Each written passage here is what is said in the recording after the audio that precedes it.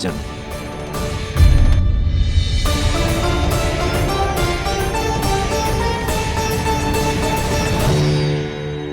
मैंने कहा ना राजन, उसकी चिंता करने की आवश्यकता नहीं है। ये कुंडली मुझसे कह रही है कि आपके भाग्य में केवल पुत्र थे। आपके भाग्य में केवल पुत्र थे, तो पुत्री कैसे हुई? इस कुंडली के अनुसार आपकी दोनों पत्नियों के एक एक पुत्र जीवित हैं।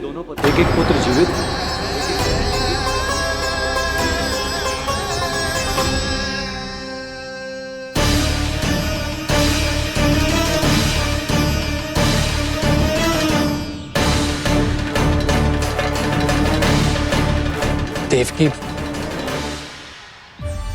गुरुदेव मैं कुछ कैसे? कहने की आवश्यकता नहीं है राजन, मैं जानता हूं मेरे प्रश्नों के उत्तर कहां मिलेंगे। अरे कौन से प्रश्न और कैसे उत्तर? किस बारे में बात कर रहे हैं? ये लोग जो भी बात कर रहे हैं वो मुझे सुनाई क्यों नहीं थी? सही समय की प्रतीक्षा कीजिए राजन, आपके दोनों कार्य पूर्ण होंगे।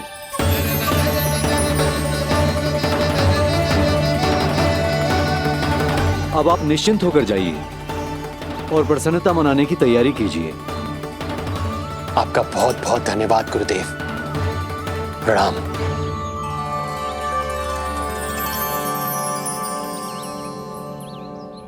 सच्ची?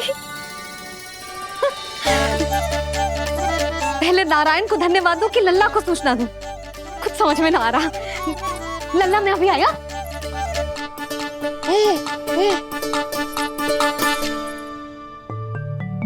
आपका बहुत बहुत धन्यवाद नारायण। अब शीघ्र ही मेरे लल्ला और उसके दाऊ को उनके नाम मिल जाएंगे, वो नाम जिससे वे पूरे संसार में पहचाने जाएंगे। अब लल्ला को बताती हूँ।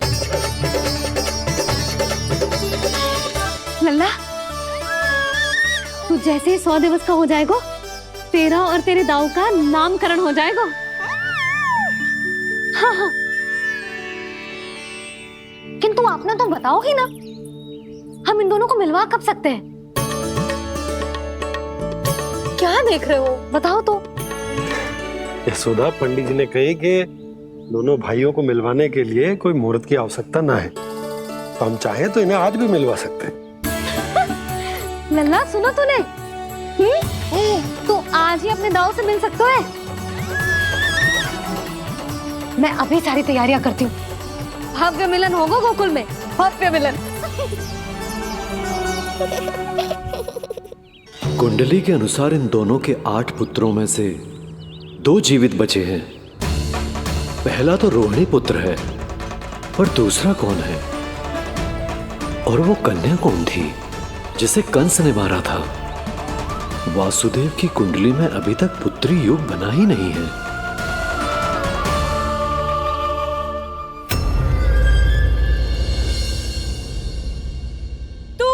क्या मारेगा?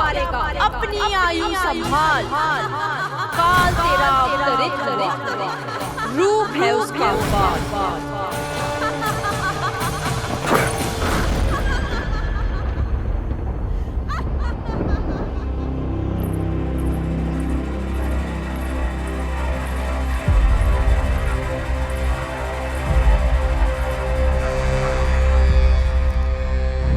आधी रात को इस तरह से उठकर बैठे हुए हैं आप स्वामी।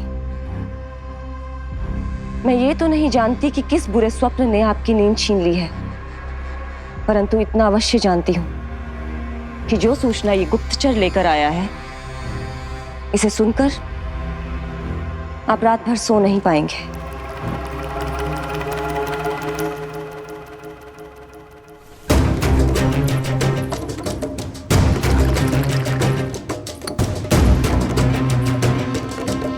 क्या सूचना है? महाराज, उत्कच मारा गया।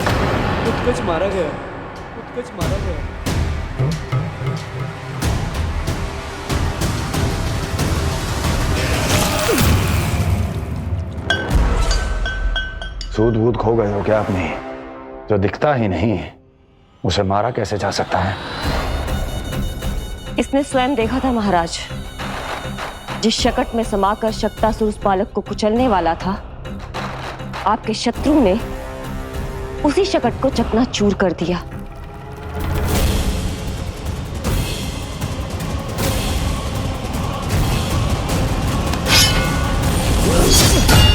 महाराज क्षमा। लगता है आपके सैनिक और तलवार दोनों की धार कुंद पड़ गई है महाराज।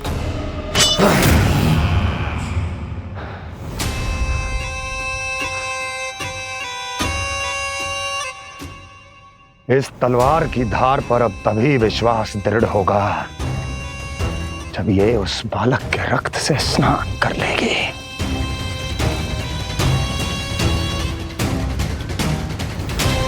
और कैसे कैसे?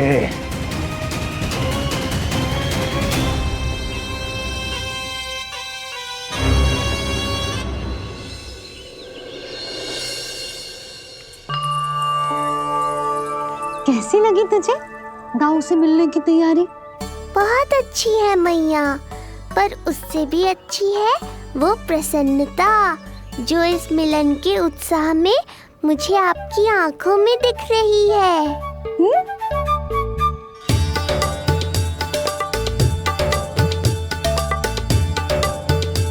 यशोदा, तुमने तो दो भाइयों के मिलन को भी त्योहार बना दिया। हाँ तो ये किसी त्योहार से कम थोड़ी ना है। ये शुभ दिन दोनों भाई के मिलन को पूरा गांव देखेगो। तो फिर अब बड़ी मैया को बुलाओ ना मैया। यशोदा जी, रोहिणी जीजी इतनी प्रतीक्षा क्यों करवा रही है? इतने दिवस से छुपा के रखे हो लल्ला को, अब तो शीघ्रता करनी चाहिए ना, है ना भाभी? प्रतीक्षा अवश्य की है, किंतु फल भी तो मीठा मिलेगा। आती होंगी रोहिणी जीजी।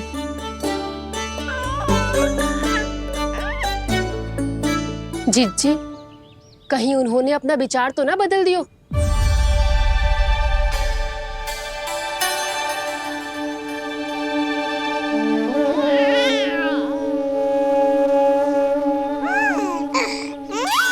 कितनी शीघ्र चिंतित हो जाते हो आप सब। देखो आ रहे हैं वो। लाल छुपा रखने को विवश थी नियति की सताई, भूल के भय माज प्रभु की जग सम्मुख है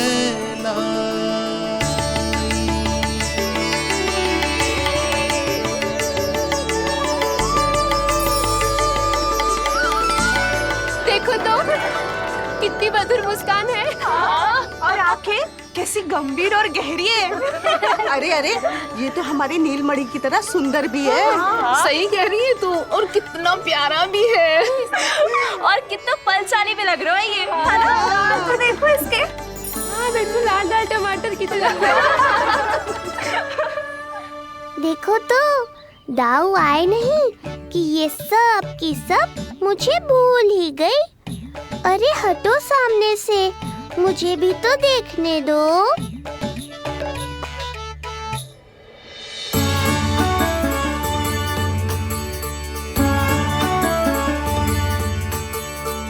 मैया सहायता करो ना।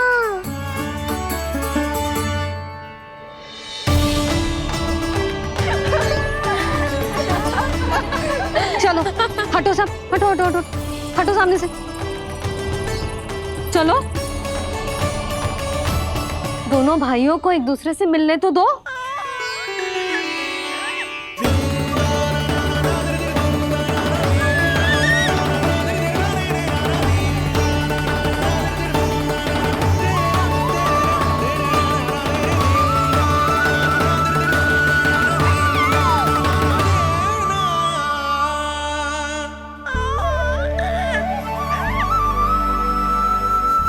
चल लल्ला, चल आजा।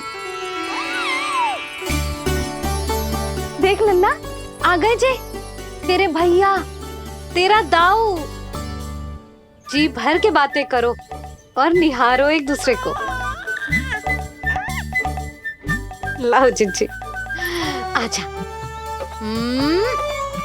ये रहे तेरे दाऊ। आओ जिज्जी।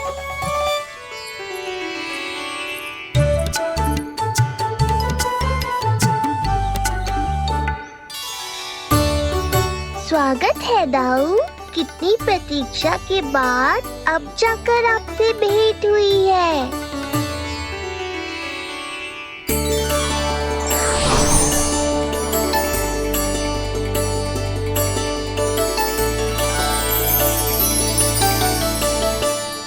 क्या हुआ दाऊ? मुझे पहचान नहीं पा रहे? कितनी देर लगाओगे दाऊ? अब तो पहचान लो, छोटा भाई हूँ आपका।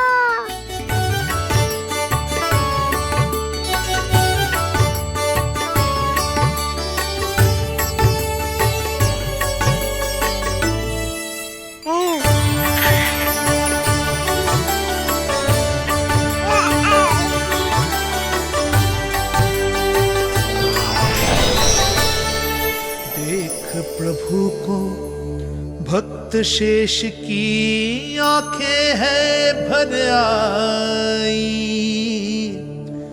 भावुक हरि भी निहारे की अब मिलन की बेल आई।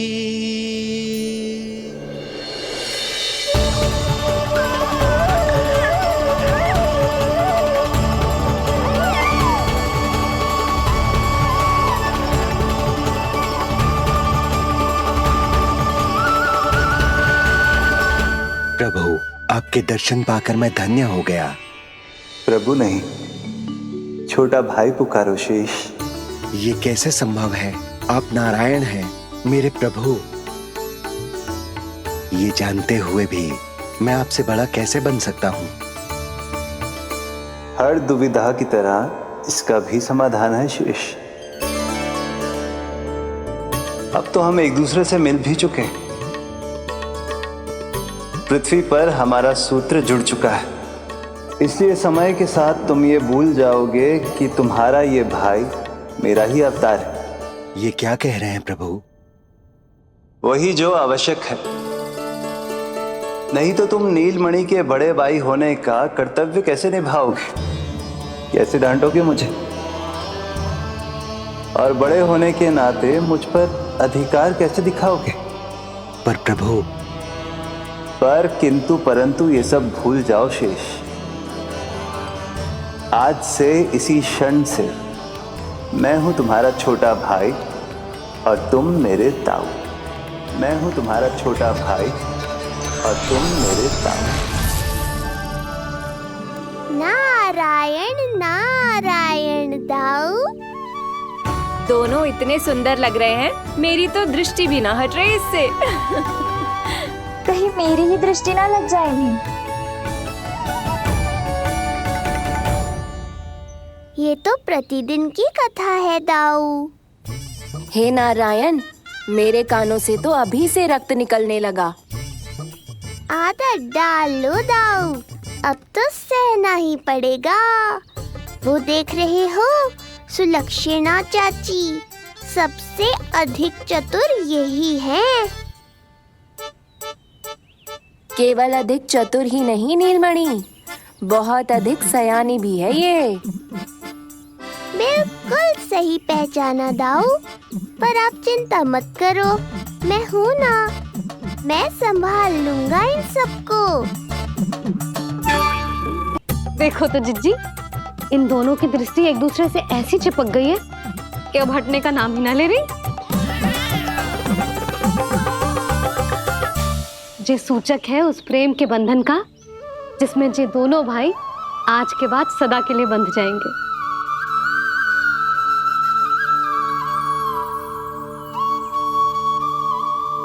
मुझसे भूल हो गई यशोदा, मैंने इन दोनों को पहले ही मिलवा देना चाहिए था।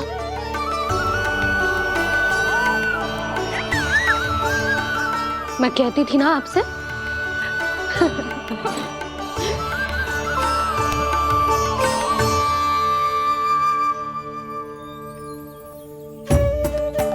आई मैं।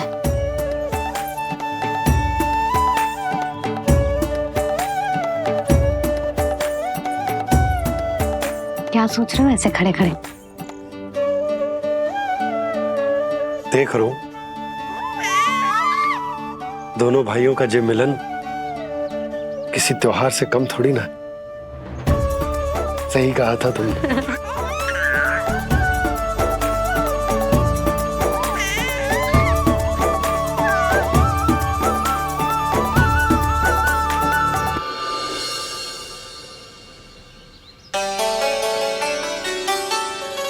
सुना ना तूने जो गोपिया क्या कह रही थी कि नीलमणि का दाऊ कितना बलशाली है। इसका तो यही अर्थ हुआ ना कि नीलमणि अपने दाऊ जितना बलशाली ना है। अब समझा मैया कि आज मुझसे इतना व्यायाम क्यों करवाया जा रहा है। पर मुझे पता है मेरा नीलमणि सबसे अधिक बलशाली है। हाँ। उज्जवल ने कही थी ना, नीलमणि ने यूं उड़ा दिया था काले कौवे को मथुरा की ओर। और उज्जवल ने तो ये भी कही थी कि नीलमणि ने अपने पांव से सकट पे प्रहार भी किया था। कैसे किया था प्रहार? कैसे किया था? लग गई मैया को। कैसे किया था? फिर से बता कैसे किया था?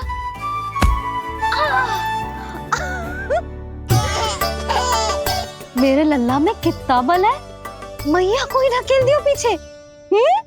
अच्छा ही है कि आप उज्जवल के कहे को गंभीरता से नहीं ले रही, नहीं तो आपका ये रूप मैं कैसे देख पाता मैया। फिर से बता कैसे मारा था? कैसे मारा था?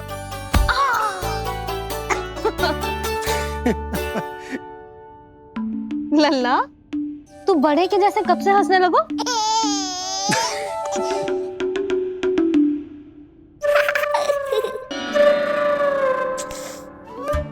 आप यहाँ क्या कर रहे हो? छुप छुप के मैया और लल्ला को खेलते हुए देखने के अतिरिक्त और कोई कार्य ना है आपके पास? कार्य तो है, पर यह अधिकार भी है कि मैं अपनी बड़ी सी पत्नी को अपने छोटे से लल्ला के साथ छोटे बालकों की तरह व्यवहार करते हुए देखूं। अब देख लियो ना, अब जाओ अपना कार्य करो। कार्य तो कर लूंगा, परंतु मेरा पेट मुझसे कह रहा है कि इसे भूख लगी। भूख लग गई? भोजन का समय होगा। अभी लगाती हूँ भोजन।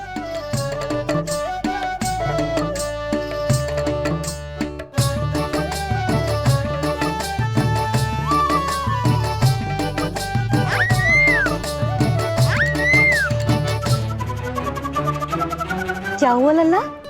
इतना उतावला क्यों हो रहा है तू? तुझे भी भूख लगी आई है क्या? सच्ची में भूख लगी आई है कि मंद मंद मुस्कुरा के मैया को बांधना चाहता है? तनिक रुक जा, तेरे बाबा को भोजन परोस के यूं गई और यूं आई। मेरा अच्छा लल्ला।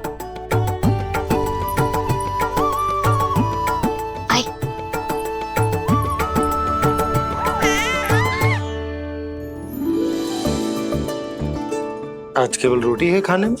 ना, दाल है ना, तरकारी भी है, दही है, लड्डू भी है। तो दाल ले आओ। अभी लाई है।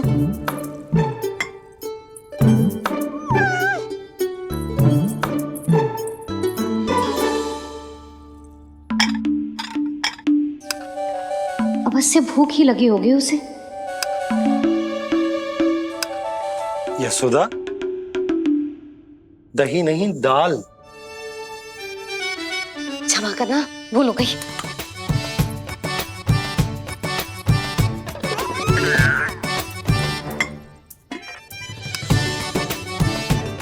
यशोदा, दाल दाल।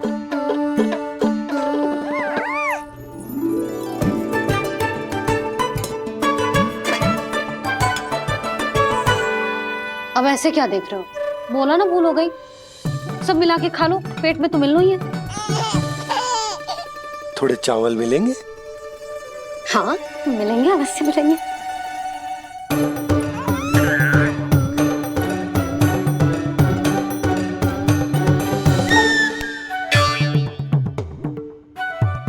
लड्डू नहीं, चावल।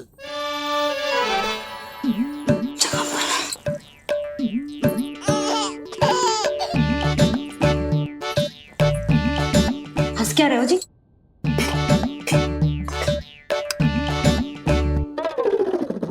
आज व्यायाम भी बहुत कस के करवाओ था मैंने, कहीं अधिक भूख तो ना लगी होगी।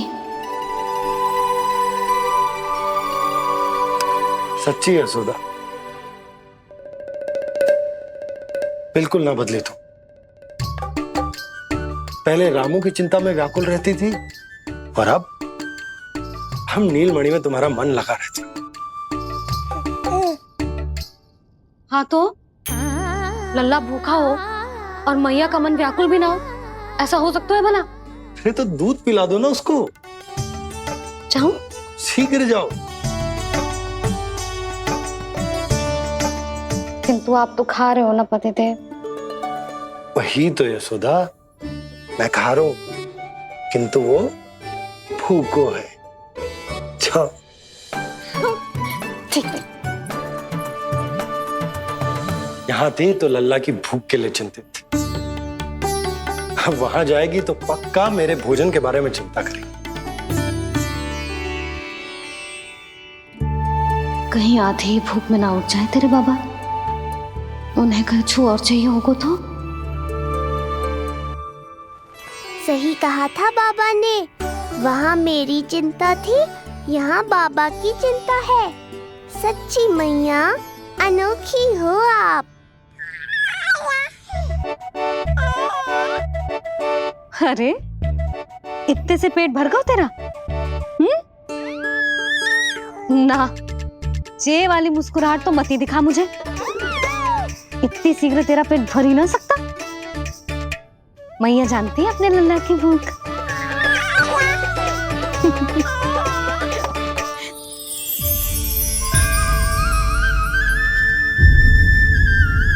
ये क्या है लल्ला?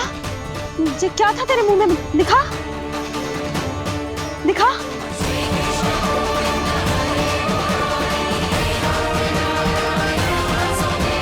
थी कंस की दृष्टि पड़ जाएगी हम पर।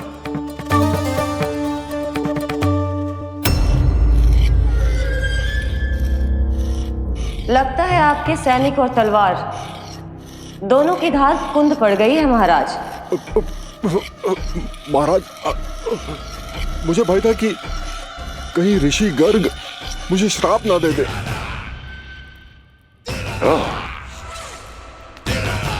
तो श्राप से भयभीत हो गए दुर्जन, किंतु कंस तो कोई श्राप नहीं देता, सीधा मृत्यु देता है। ऐसा न करे महाराज, दया करे, दया निदान।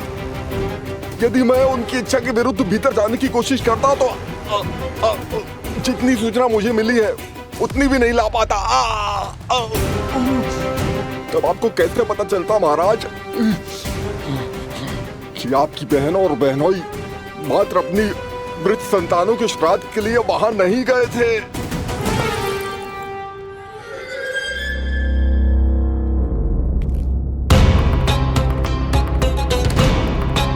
आगे बोलो। पूरी तरह तो नहीं सुन पाया महाराज, किंतु मैंने स्वयं अपने नेत्रों से देखा है महाराज। राजकुमारी देवकी ने ऋषि गर्ग के हाथ में कुछ दिया था। ये सत्य है महाराज, और ऋषि गर्ग ने उन दोनों को वचन भी दिया था। सही समय की प्रतीक्षा कीजिए राजन, आपके दोनों कार्य पूर्ण होंगे। महाराज, मैं आपका सबसे विश्वसनीय सेवक हूं। आपके हर आदेश का पालन करना मेरा अधिकार है और मैंने अपने अधिकारों का पालन किया भी है महाराज। किंतु फिर भी यदि मेरी ओर से कोई भूल हुई हो, मुझे क्षमा करे दयानिधान, मुझे क्षमा करे। इसका अर्थ है कि उत्कच सही कह रहा था। वो दोनों अवश्य ही कोई ना कोई षड्यंत्र रच रहे हैं मेरे विरुद्ध। समय आ गया है, अब मुझे किसी ऐसे की खोज करनी होगी जो उतना ही शक्तिशाली हो जितने की मेरी ये तलवार।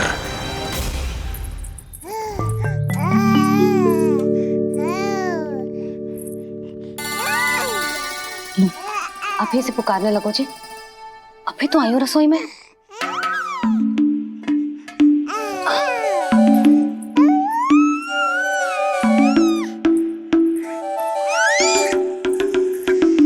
शीघ्र ही तुझे भी अपने बाबा का हाथ बटाना पड़ेगा, समझ रहे हो ना? बटाएगा ना हाथ? अभी जो 100 दिन का भी ना हो और जिस नन्हे से बालक को काम काज का भार सौंपने की बात करने लगे। काम का नाम सुनते ही मुख से स्वर ना निकल रहे तेरे। अभी तो बड़ा ऊ कर रहा था। बता, हाथ बटाएगो के ना? अरे बता ना।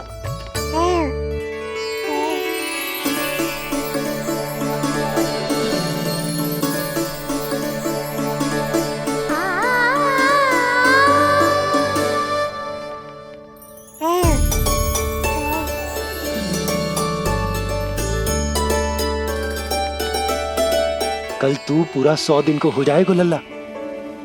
पंडित जी आएंगे, तुझे नया नाम मिलेगा। देखो तो मन में तो इनके भी कितना उत्साह भरो है, बस दृष्टि में मैं ही आती हूँ। और कल तुझे वो नाम मिलेगा लल्ला जिससे पूरा संसार तुझे पहचानेगा।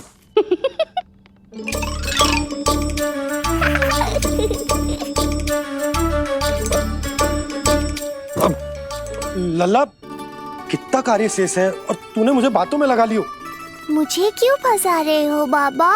छुपाने की कोई आवश्यकता ना है। जितनी उत्साहित मैं हूँ उतने ही उत्साहित आप भी हो इसके नामकरण को लेके, पता है मुझे। लल्ला के नामकरण पे उसके बाबा उत्साहित ना होंगे? बिल्कुल होंगे, इसीलिए तो कह रही हूँ अपना उत्साह बांटो अपने लल्ला के साथ। मैं अभी आई। अच्छा, ऐसे तो तुम लल्ला को छोड़ के कहीं ना जाती। अभी कहाँ चली? रोहिणी जिज्जी के पास, और कहाँ। लल्ला और उसके दाऊ के नामकरण की तैयारी करनी है कि ना। कितने लोगों को आमंत्रित करना है, कितने प्रकार की मिठाइयां बनानी है, ढोल वाले को कितने बजे का समय देना है, ये सब सुनिश्चित करना है ना, ताकि जे उत्सव गोकुल का सबसे बड़ा उत्सव हो। अरे सूची देनी है जिज्जी को।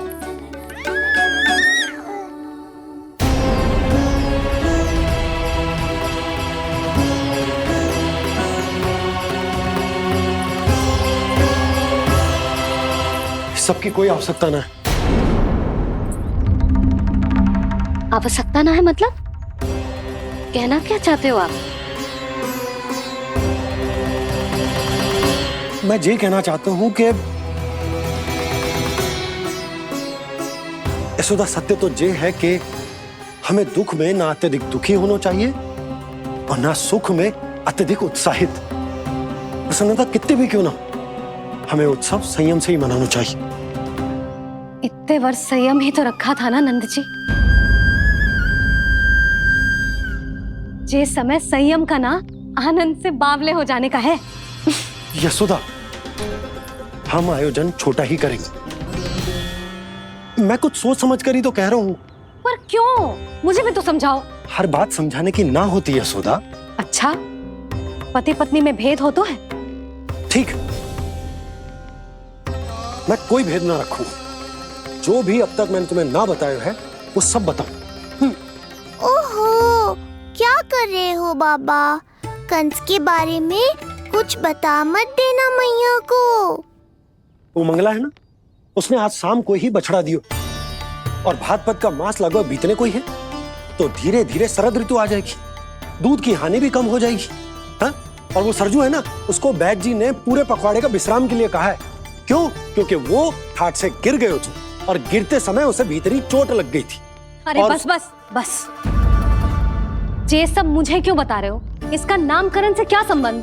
तुम्ही ने तो कही ना कि पति पत्नी के बीच में कोई भेद ना होता। तो मुझे जो भी बात पता है मैं तुम्हें बताऊंगा। कितनी समझदारी से बात बदल देते हो आप, और भोली भाली मैं आपकी बातों में आ जाती हूँ, और इस सब में असली बात तो रह ही जाती है।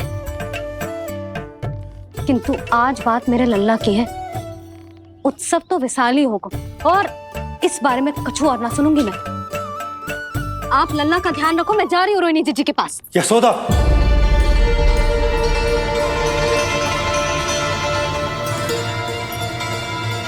बात केवल सुनने की ना होती, उसे समझना भी पड़ता है।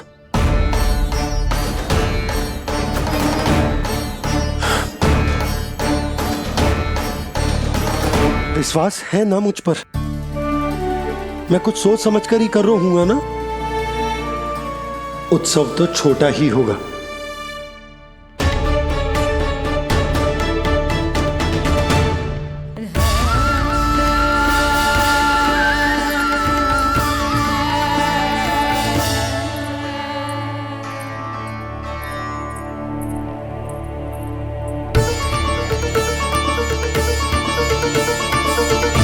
क्षमा करना लल्ला, तेरी मैया को डांटना पड़ गया।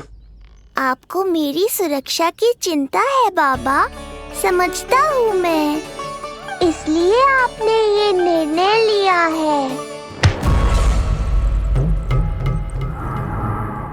समझ में नहीं आता, कब कौन सा निर्णय क्यों लेते हैं आप? यदि कंस को समझना इतना आसान होता तो कंस नहीं होता। ये नया सिंहासन उसके लिए है जो मेरा विश्वास पात्र बनेगा। मेरे दाहिने हाथ की तरह मेरे मन के सबसे निकट होगा वो। मंत्री परिषद में विशेष स्थान की प्राप्ति होगी। मेरे बाद पूरे राज्य के लिए उसी का वचन होगा। शासन। किंतु ये अधिकार केवल उसे प्राप्त होगा जो मेरी परीक्षा में उत्तीर्ण होगा। मेरा सबसे महत्वपूर्ण कार्य करेगा वो। इसलिए जाओ,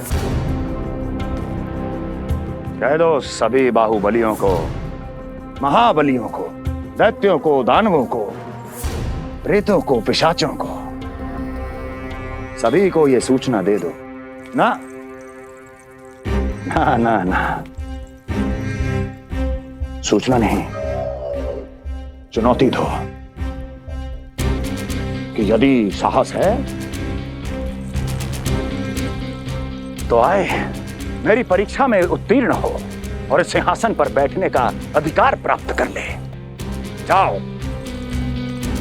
और हां,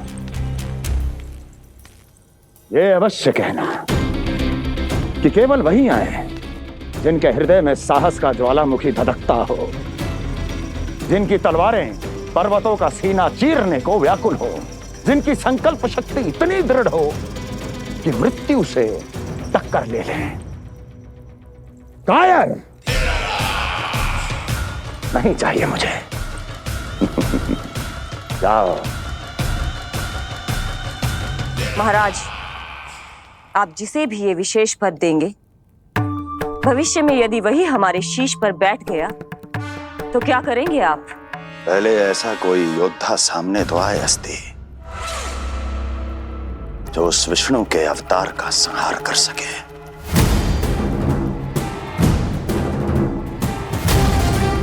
और जहां तक प्रश्न है हमारे शीश पर बैठने का, तो स्मरण रखो अस्ति, कंस को अच्छी तरह आता है ऐसे दुस्साहसियों को बीच दरबार में खड़ा करके अपनी उंगलियों के संकेत पर नृत्य करवाना। दीर्घ ता। और अपना कार्य सिद्ध होने के बाद उनके तन से उनके शीश को उतारना कंस को भली भांति आता है।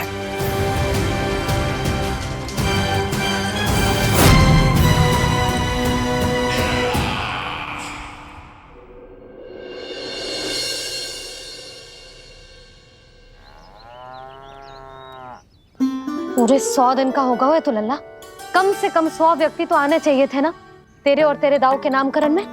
हाँ, अब तुम मुस्कुरा क्या रहो है? तू ही बता, जे भवन देख के लग रहा है कि यहाँ कोई उत्सव है? बिना अतिथियों के कैसा उत्सव और कैसा आनंद, तू ही बता। और मैं करूं भी तो क्या? पता है लल्ला, मुझे तो लग रहा है तेरे बाबा ना कंजूस होगा है। नहीं तो भला और क्या समस्या हो सकती है उन्हें बड़े आयोजन से? अरे गोकुल के राजा का लल्ला है तू, राजकुमार। यदि तेरा आयोजन बड़ा ना होगो तो भला किसका होगो?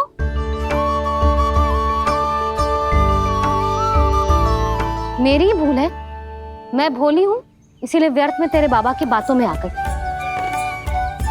मैं भोली हूं ना, व्यर्थ में उनका कहा मान गई। किंतु अब ना मैं कोई मांग रखूंगी, ना मैं उनसे बात करूंगी। और कहे देती हूँ लल्ला, सावधान जो इस बार तू बीच में आया तो। हाँ नहीं तो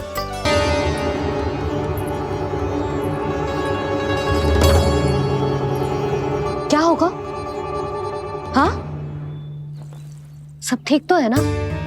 आप इतनी चिंता में क्यों हो जी? कुछ बुरी सूचना तो ना मिली? अब जे मत ही कहना कि जे भी मुझसे छुपाना पड़ेगा।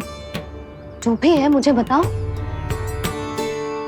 पंडित सदानंद जी महाराज वो नामकरण के लिए ना आ सके। उनकी बिटिया के पांव भारी, उसे लिवाने वो समधियाने गए। ये तो शुभ समाचार है।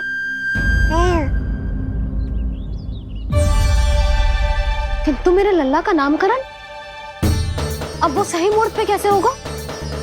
वही तो समझ ना आ रहा। ऐसे मन छोटा करने की आवश्यकता नहीं है मैया बाबा। आप दोनों तो स्वागत की तैयारी करो, आ रहे हैं वो।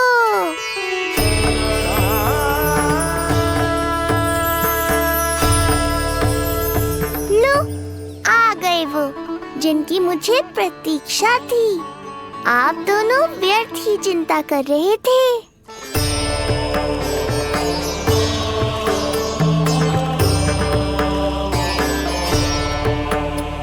अब कौन करेगा मेरे लल्ला का नामकरण? ऋषि गर्ग, नंदराज, रानी भाभी, महान ऋषि गर्ग हमारे गांव में पधारे हैं।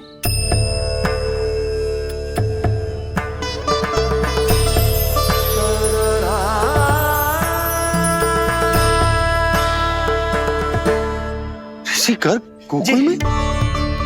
हाँ नंदराज, और कह रहे थे उन्हें यादव राज वासुदेव जी ने भेजो है रानी जी के पास। अरे तो तुम लोग खड़े खड़े क्या देख रहे हो? जाओ उनके सत्कार की तैयारी करो। जी यशोदा, उनके स्वागत की तैयारी करो। सुनो जी, वो तो यादवों के कुलगुरु है ना, रोहिणी जीजी के यहाँ आए हैं, हमारे यहाँ आएंगे। आप देखती जाओ मैया, वो सीधे हमारे घर ही आएंगे।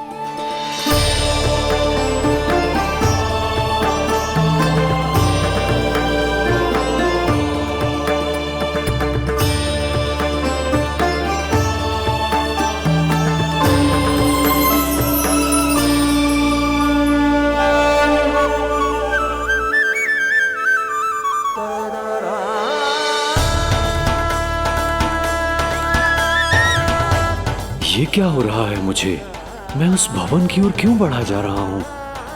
क्योंकि आपके यहाँ आने से ही मेरी मैया बाबा की चिंता समाप्त होगी ऋषिवर। ये बात तो मैं न जानता, परंतु मुझे जाकर उनको स्वागत करना चाहिए।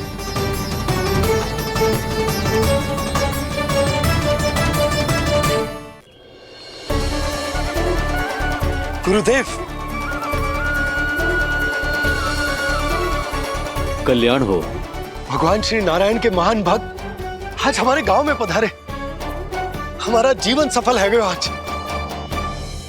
वो भवन आपका है नंदराज? आपके शुभ चरण पड़ेंगे तो हमारा जय भवन पवित्र हो जाएगा। इतने बड़ी ऋषि अगर हमारे घर पधारेंगे तो हमारे तो भाग्य ही संवर जाएंगे। मैया आपके दर्शन को तरस रही है ऋषिवर, संकोच मत कीजिए, अब आप ही जाइए।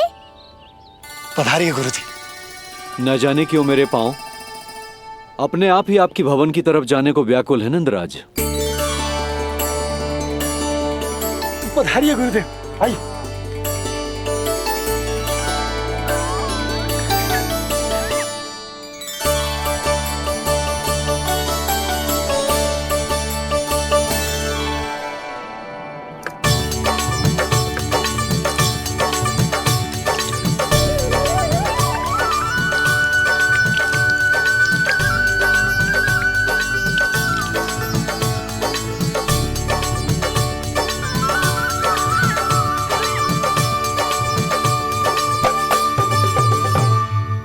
कल्याण हो। पधारिए।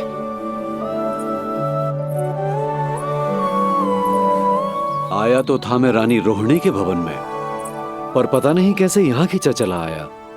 विराजिए गुरुदेव। महाराज, आप इसे भी रोहिणी जिज्जी का ही घर समझिए। मैं अब भी बुला कर लाती हूँ। महाराज, ये हमारा सौभाग्य है कि आपने यहाँ आना स्वीकार किया। कहिए, क्या सेवा करूं मैं आपकी? मुझे आपके भाई वासुदेव ने भेजा है नंदराज।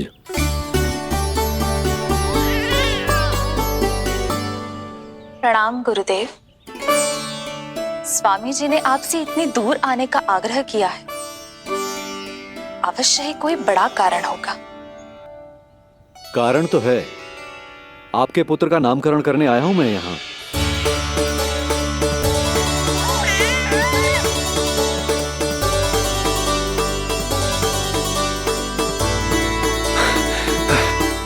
ऋषिवर, तब तो आप अत्यंत ही शुभ दिन पधारे। आज का ही मुहूर्त निकलो है भाभी के लल्ला और हमारे लल्ला के नामकरण के लिए। हम तो पंडित जी गांव से बाहर हैं, इसीलिए आप। अब तो आप यहाँ आ गए हो, आप हमारे भी लल्ला का नामकरण कर दो ना। पुत्री, ये क्या कह रही हो तुम?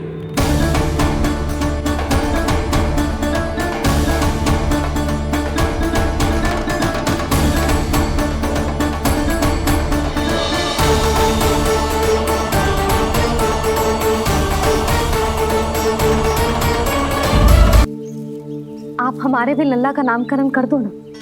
पुत्री, ये क्या कह रही हो तुम? विनती कर रही हूँ, और मेरी जे आग्रह अस्वीकार मत ही करो। आप दोनों भाइयों का नामकरण एक साथ हो जाएगा।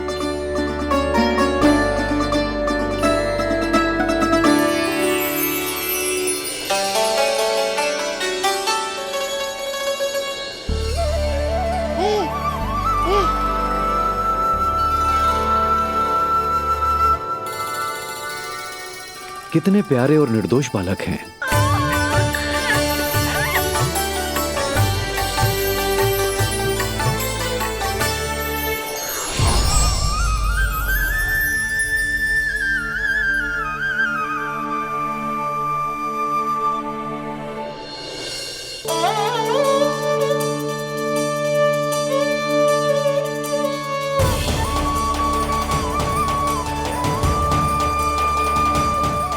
दोनों को देखकर गुरुदेव की आंखों में आंसू क्यों आ गए?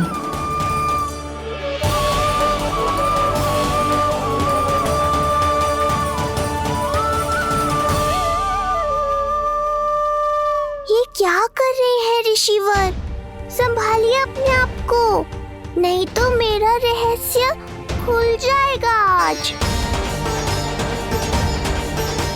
अरे ऋषिवर, हाथ मत जोड़िए। इससे पहले कि गड़बड़ हो जाए, अपनी नमस्कार मुद्रा को आशीर्वाद मुद्रा में बदल दीजिए। बात को समझिए। मैंने ये अवतार मैया और लल्ला के अद्भुत संबंध का अनुभव करने के लिए लिया है, पर आपकी भावुकता के कारण यदि मैया को मेरा सत्य पता चल गया तो ये संबंध ही बदल जाएगा।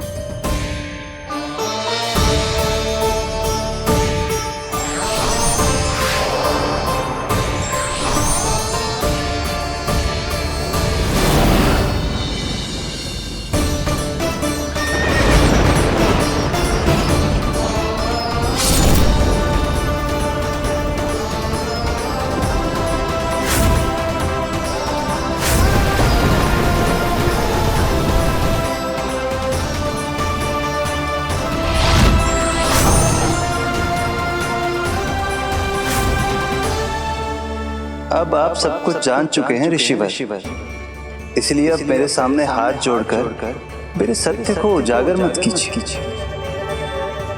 अपने शिष्य वसुदेव के पुत्र के रूप में मुझे आशीर्वाद दीजिए।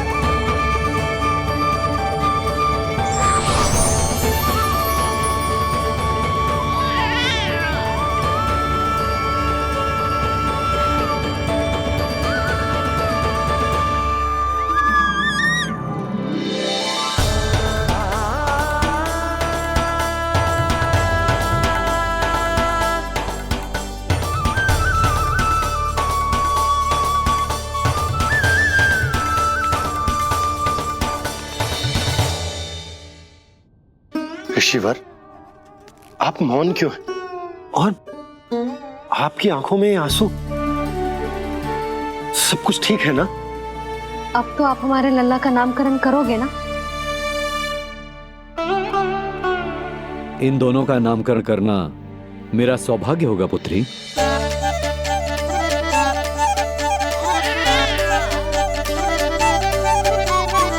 परंतु ये गोपनीय रूप से करना होगा।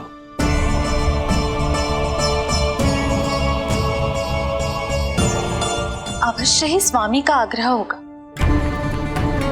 ताकि कंस की बुरी दृष्टि हमारे पुत्र पर ना पड़े। ये तो बहुत महान ऋषि हैं, इन्हें कंस के अत्याचारों के बारे में अवश्य पता होगा। अपनी संतान का नामकरण संस्कार करना एक मां के लिए उत्सव से कम नहीं होता है, पर यह छुपकर करना होगा। आप दोनों को स्वीकार तो है ना? जैसी आपकी आज्ञा गुरुदेव। स्वीकार है गुरुदेव। तो फिर कहाँ करना है हमें नामकरण का प्रबंध? गुरुदेव, मंदिर सही रहेगा? उससे पवित्र स्थान तो हो ही नहीं सकता है।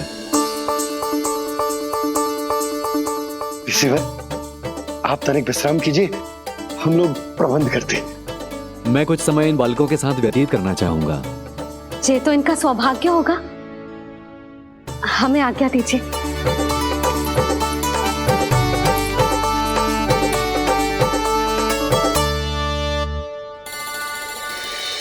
प्रभु, स्वयं भगवान होकर भी आपको बंदी गृह में जन्म लेना पड़ा।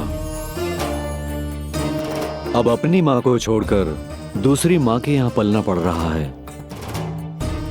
जब से गोकुल आए हैं, छुप छुप कर रहना पड़ रहा है। इतनी नन्ही सी अवस्था में दुष्ट कंस के कितने ही आक्रमणों का सामना कर चुके हैं आप। और जिस उत्सव में सभी सप्तऋषियों और सभी देवी देवताओं को साक्षी बनकर आना चाहिए, उस नामकरण उत्सव को यहां एकांत में करना पड़ रहा है। क्यों प्रभु, इतने कष्टों को सहकर ये अवतार क्यों लिया है आपने? दुष्टों का नाश करने के लिए, धर्म की स्थापना करने के लिए और सबसे अधिक मैया की ममता का अनुभव करने के लिए। पर इसके लिए इतने कष्ट?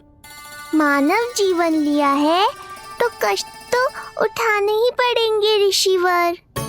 मानव जीवन की आंच जला रही है, फिर भी आप मुस्कुरा रहे हैं प्रभु। ये कैसा अनोखा अवतार है। आंच में जलकर भी यदि मैं नहीं मुस्कुराऊंगा तो अपने भक्तों को क्या शिक्षा दूंगा मैं? आज एक कंस का प्रकोप है, भविष्य में सहस्रों कंस होंगे और आने वाले युगों में होंगे अनगिनत कंस।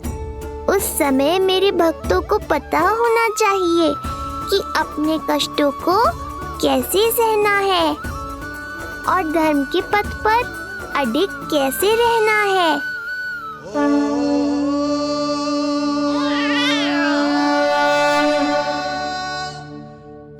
आप धन्य हैं प्रभु। देखा अस्ति, जब सिंह दहाड़ता है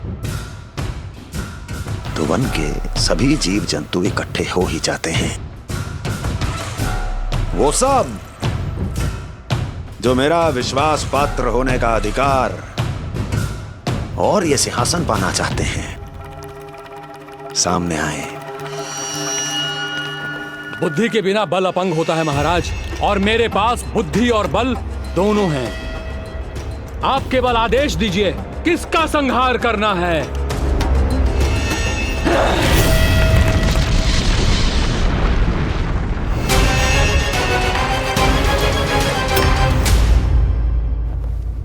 सारी तैयारी हो गई। बोलो। आप गुरुदेव को बुला लो, मैं रोहिणी जीजी और बालकों को ले आती हूँ। यशोदा, तुम रुष्ट तो ना हो ना मुझसे? मैं भला रुष्ट क्यों होने लगी? नहीं, तुम जो उत्सव बड़े धूमधाम से करना चाहती थी और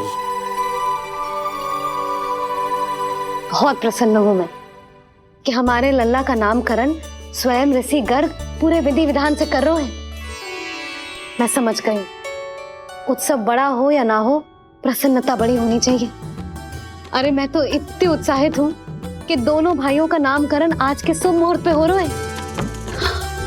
तो इससे पहले जो बीत जाए, जाओ। आप भी बुला लो।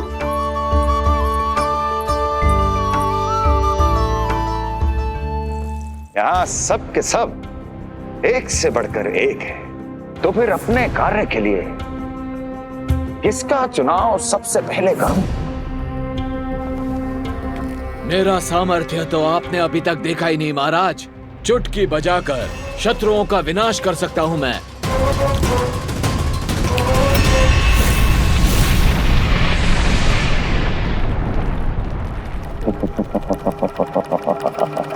वाह! किंतु आपने तो बताया ही नहीं कि करना क्या है। वध करना है, एक नवजात बालक का वध। उसे साधारण बालक मत समझना। गोकुल में नंद के घर पल रहा वो बालक विष्णु का अवतार है।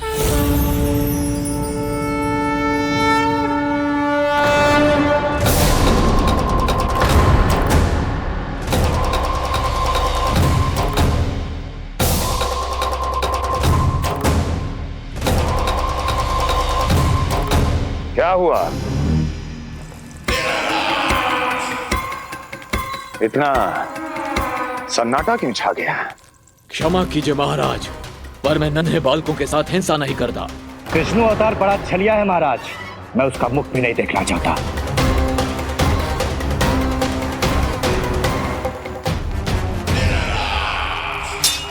जाने दो इन्हें। वैसे भी इस सिंहासन के लिए मुझे कायरों की कोई आवश्यकता नहीं। जाने दो।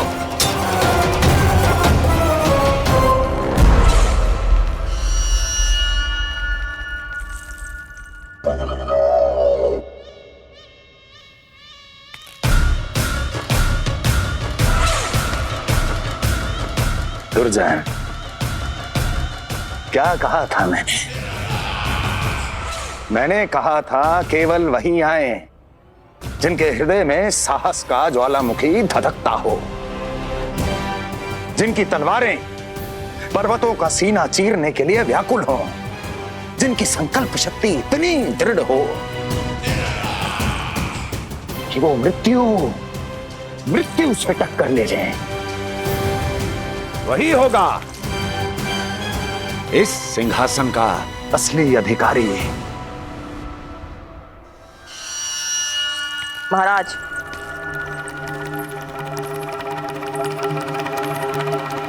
ना तो आपके दिए इस सम्मान का कोई मूल्य रह गया है और ना ही आपके भय का।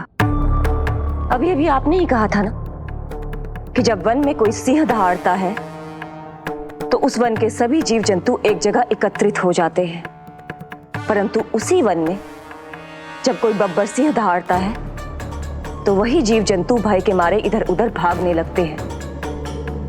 निश्चित ही वो बालक इन सब के लिए बब्बर सिंह बन चुका है।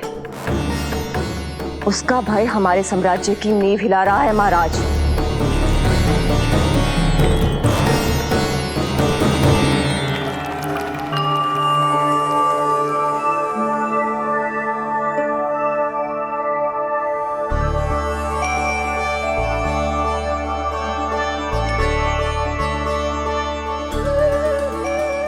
हे नारायण, मेरा मार्गदर्शन कीजिए। हे मां सरस्वती, मुझे आशीर्वाद दीजिए ताकि मैं दोनों बालकों के लिए सर्वोत्तम नामों का चुनाव कर पाऊं।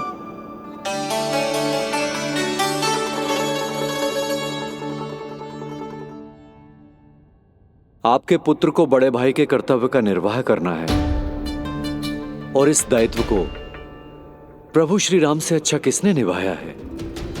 जैसा अटूट संबंध उनका अपने भाइयों के साथ था, मैं श्री नारायण से प्रार्थना करता हूं कि वैसा ही प्रेमपूर्ण संबंध इसका भी अपने छोटे भाई के साथ हो।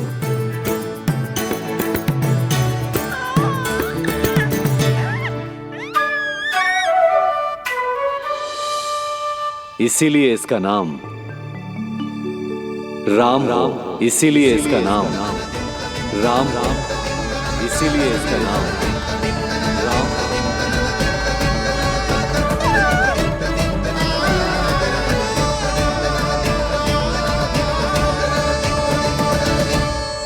बड़े भाई में आदर्श, न्याय, संकल्प बल के साथ साथ शारीरिक बल भी होना चाहिए।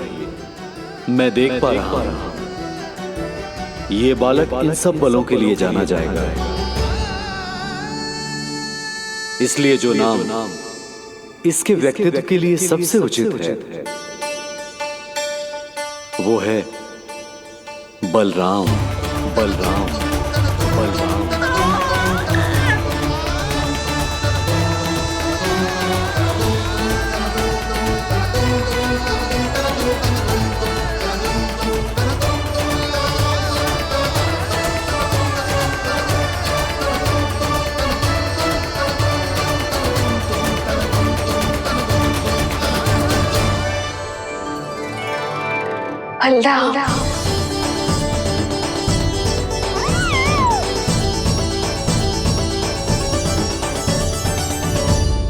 तो फिर उसका नाम बल राम रखना।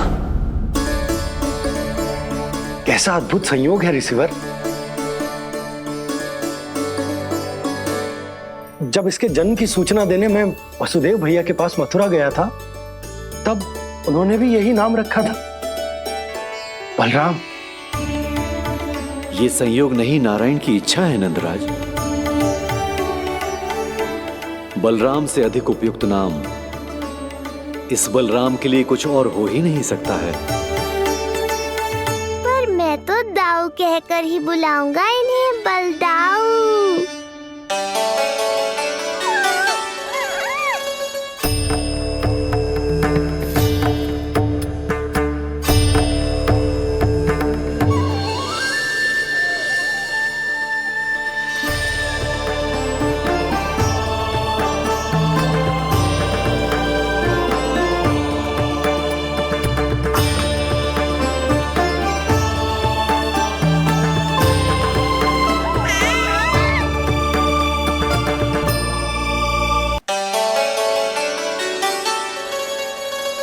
सुना पुत्र, आज से तुम्हारा नाम होगा बलराम।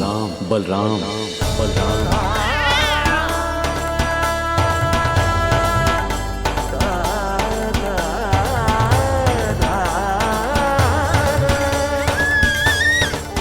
गुरुदेव, कितना अद्भुत नाम दिया है आपने इसे।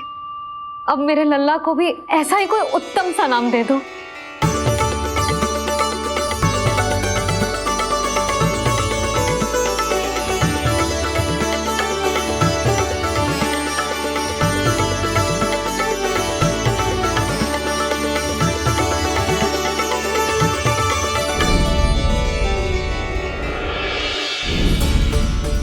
ये कठिन दायित्व आपने ही मुझे सौंपा है प्रभु, इसे निभाने की क्षमता भी आप ही दीजिए।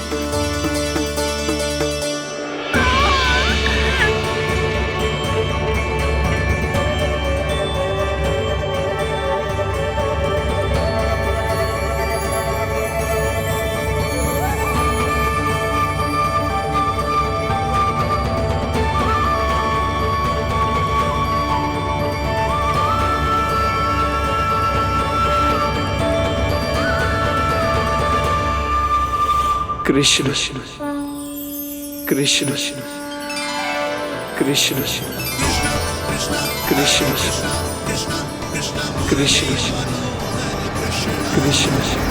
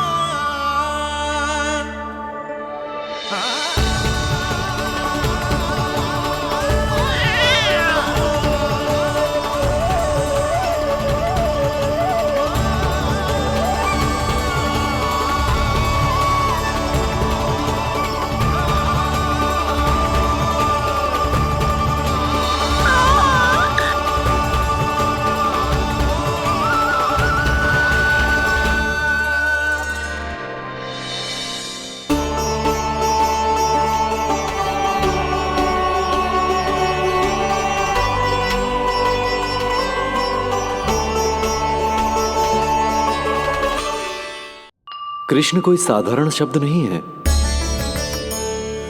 ये अनेक विशेषताओं से भरा हुआ है। क बना है कमलकांत से, अर्थात वो जो श्रीपति विष्णु जैसा हो।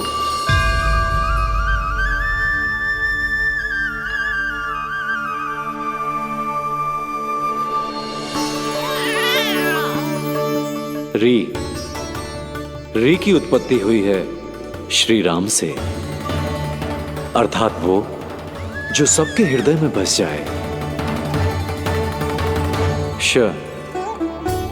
ऐश्वर्य के स्वामी विष्णु के लिए, अर्थात वो जो समृद्धि लेकर आए।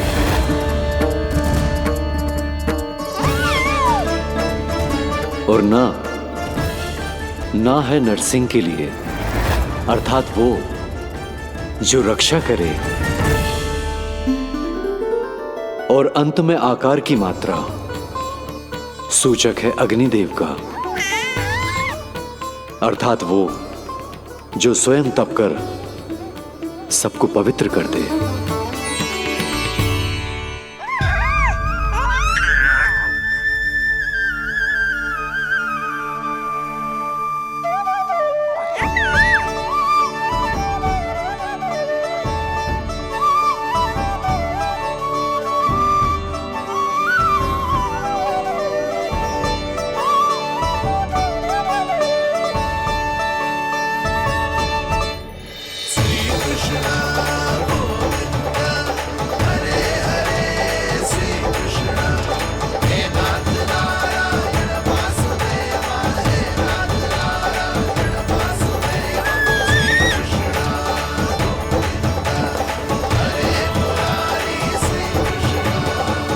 आज से तुम्हें सारा संसार जिस नाम से पहचानेगा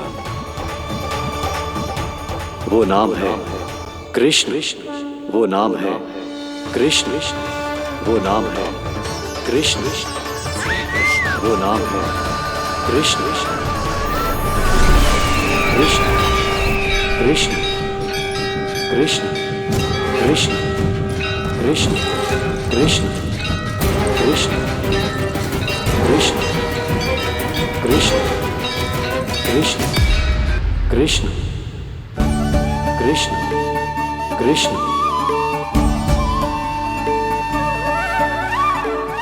यशोमती मैया के नंद लाला, यशोमती मैया के नंद लाला। असुरी कार्य करने वालों के लिए कृष्ण नाम का अर्थ एक और भी होगा। वो घनी अंधेरी रात जिसमें इसने जन्म लिया, पर इससे जो प्रेम करते हैं उन सभी के लिए कृष्ण नाम का अर्थ होगा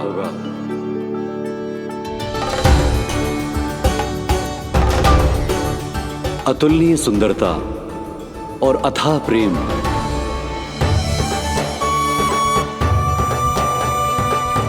इन दोनों विशेषताओं का साक्षात स्वरूप होगा ये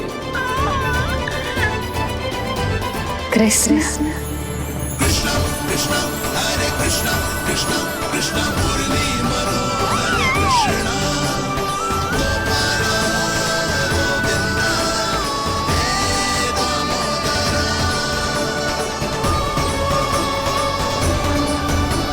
अनंत काल तक स्मरण किया जाता रहेगा। जय तेरी मैया का आशीर्वाद।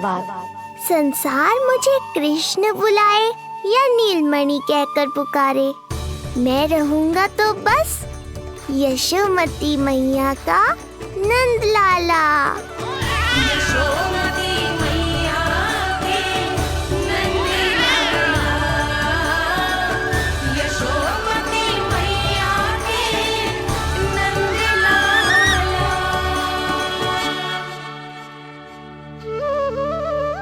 गुरुदेव, आपने मेरे लल्ला को इतना प्यारा नाम दियो है, उसके लिए आपका बहुत बहुत धन्यवाद। एक बार गोपियों को पता चलेगा तो देखना कैसे रटने लगेंगी मेरे लल्ला का नाम। इससे पहले कि आप सब बाहर जाकर किसी और को बताएं, एक कर्मकांड शेष है। नामकरण के बाद पिता को आशीर्वाद के रूप में कुछ न कुछ उपहार बालक को अवश्य देना चाहिए।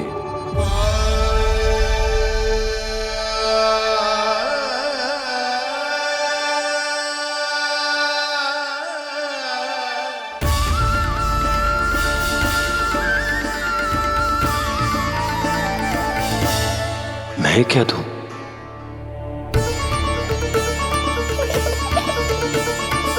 वासुदेव मेरे शिष्य हैं और उनकी अनुपस्थिति में यह दायित्व मैं निभाऊंगा।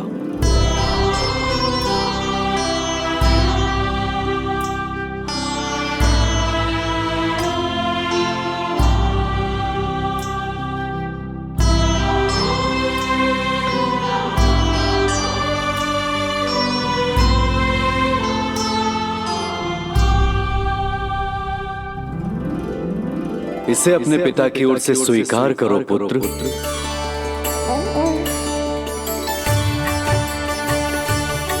कल्याण हो।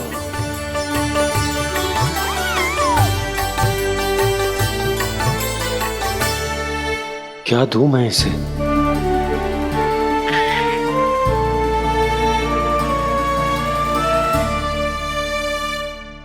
आप सोच क्या रहे हो? आशीर्वाद दो ना अपने कृष्ण को। अच्छा, सोच रहा हूं कि लल्ला को क्या दूं?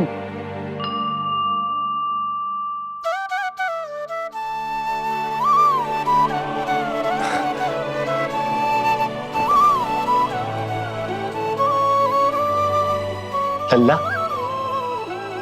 तू स्वयं ही बता दे, तुझे क्या चाहिए?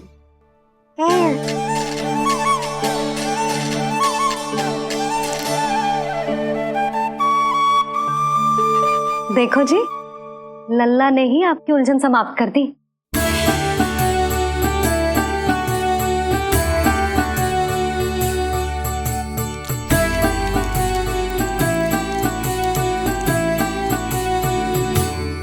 मेरा आशीर्वाद कि तेरा ये नाम कृष्ण तेरी प्रजा के लिए बहुत हितकारी हो।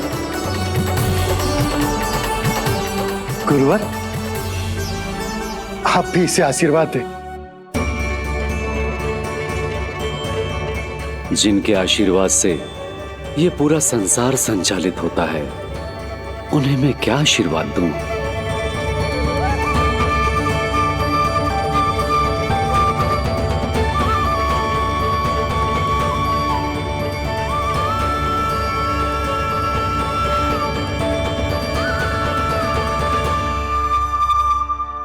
आपने तो मुझे मेरा नाम दिया है ऋषिवर।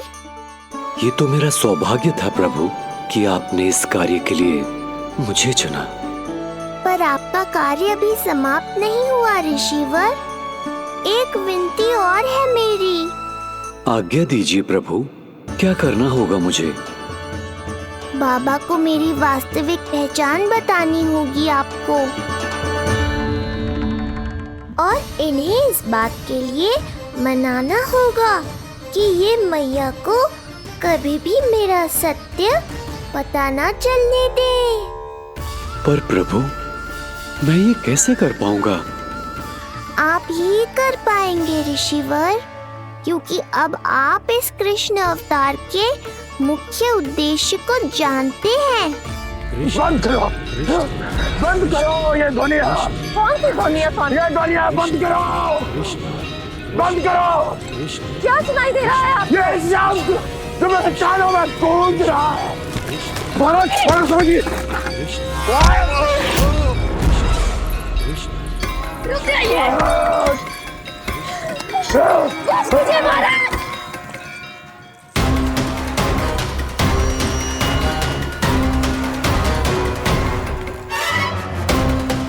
आप भूल रहे हैं कि आप मथुरा नरेश है, कंस है आप। और किसी भी व्यक्ति, वस्तु या घटना से महाराज कंस इतने व्यथित नहीं हो सकते कि वो सुदबुक खो बैठे। स्वयं को संभालिए महाराज। बंद हो गई, बंद हो गई, बंद हो गया वो स्वर, बंद हो गई वो ध्वनिया। काफी। यूं मत सोचना कि मैं तुम्हें सुन नहीं रहा था। तुम सत्य कह रही हो। मैं कंस हूं। किसी भी व्यक्ति, वस्तु या घटना से व्यथित नहीं हो सकता। दुर्जन! जी महाराज। इस सिंहासन को पुनः स्थापित करो। यदि कोई भी योग्य इसे स्वयं सिद्ध करने नहीं आता तो मुझे पता है मुझे क्या करना है, कैसे उस दुष्ट बालक का संहार करना है। मैं भली भांति जानता हूं। ये दायित्व आपको ही निभाना होगा ऋषिवर। इससे दो लाभ होंगे। एक तो मेरे बाबा कंस के कारण होने वाली चिंता से मुक्त हो जाएंगे, और आवश्यकता पड़ने पर मेरी पहचान को मैया से सुरक्षित रखने में सहायता भी करेंगे।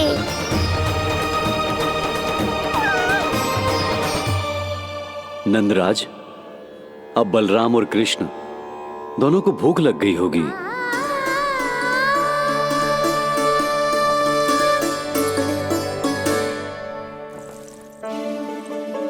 प्रणाम गुरुदेव। प्रणाम गुरुदेव।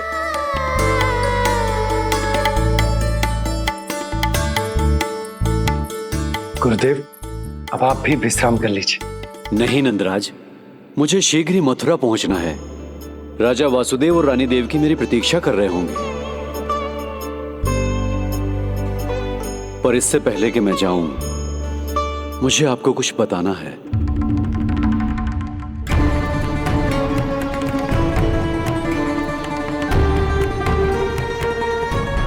गुरुदेव, आपके ललाट पर बल पड़ गए। सब कुछ ठीक तो है ना? कहीं आप मुझे कंस के बारे में तो ना बताना चाहते? गुरुदेव, मैं जानता हूं कि कंस नवजात शिशुओं की हत्या करवा रहा है।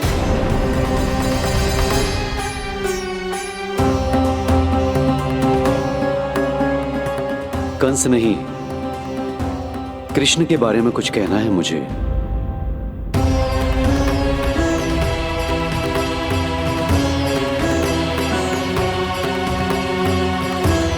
बताइए गुरुवर।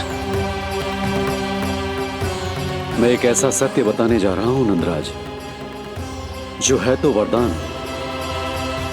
पर उसे स्वीकारना आपके लिए बहुत कठिन होगा। गुरुदेव, आप जो कह रहे हैं वो मैं समझ ना पा रहा हूं। बताइए ना।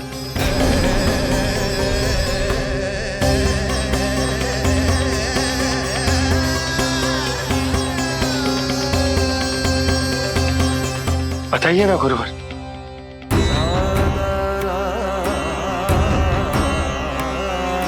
सत्य यह है नंदराज, कृष्ण राजा वासुदेव के पुत्र हैं। कृष्ण राजा वासुदेव के पुत्र हैं। कृष्ण राजा वासुदेव के पुत्र हैं।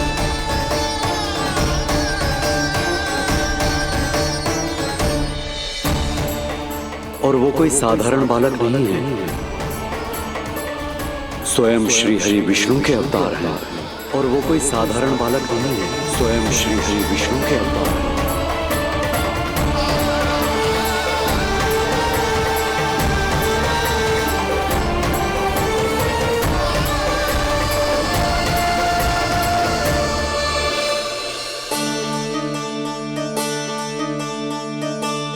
अशु विचित्र लग रहा है। कौन हो तुम?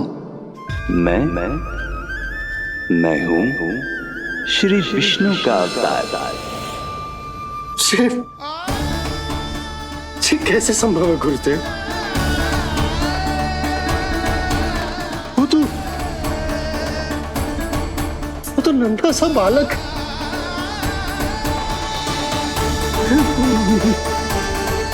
वो श्री नारायण का अवतार कैसे हो सकता है? और गुरुदेव, आप ये सोच भी कैसे सकते हैं कि वो मेरा लल्ला वसुदेव भैया का पुत्र है? यही सत्य है नंदराज, पिछले जन्म में मिले वरदान का फल है ये।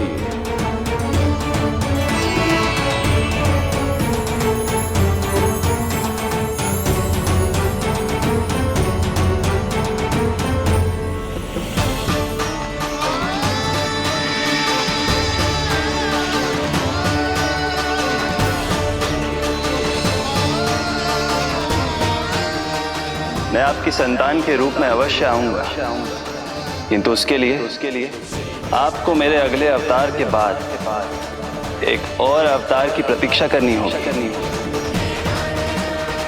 क्योंकि अगले जन्म के लिए मैं पहले ही ये वरदान माता देवकी को दे चुका हूं। इस समय मैं विवश हूं, किंतु मैं आपको वचन देता हूं, आपकी संतान बनकर अवश्य आऊंगा। प्रभु, श्री हरि को अपने सामने देखकर मेरी व्याकुलता का बांध टूट गया है। 2 जन्म बहुत बड़ा समय होता है स्वामी।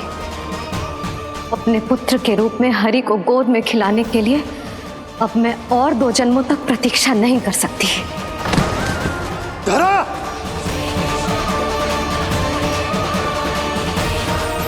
माता देवकी को मैं पहले ही वचन दे चुका हूं, इसलिए विधि के विधान के अनुसार मुझे उन्हीं का पुत्र बनकर जन्म लेना होगा।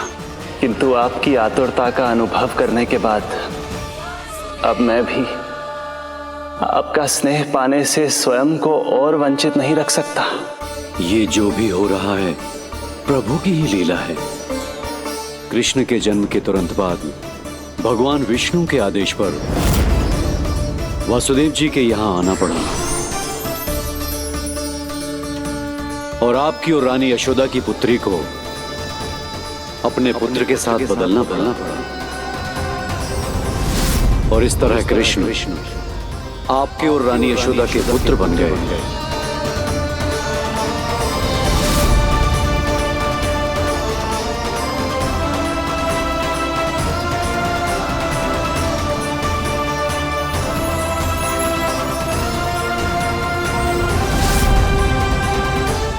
आपने सही कही थी गुरुदेव, कि सुनने में तो वरदान ही लगता, पर इसे स्वीकार करना